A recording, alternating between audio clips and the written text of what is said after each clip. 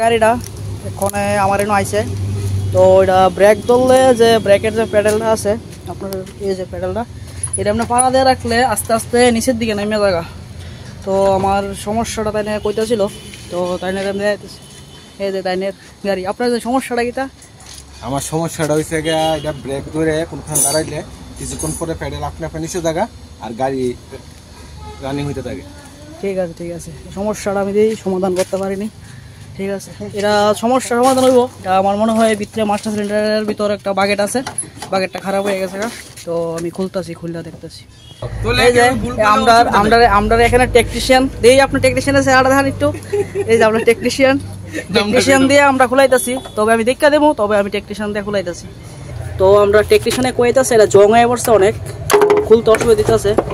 তো টেকনিশিয়ানে অনেক চেষ্টা করতেছে, খুলে অনেক খুলে লাইছে। আমাদের টেকনিশিয়ান কিন্তু একদম খোলাখুলির ভিতরে একদম খুব ভালো, মানে খুব দেখতে করতেছেন কেমনে খুলতেছে। তো আপনারা যদি কোনো গাড়ি এরকম সমস্যা তো এই যে বাকেটটা আছে এই বাকেটটা কাজ করাবেন।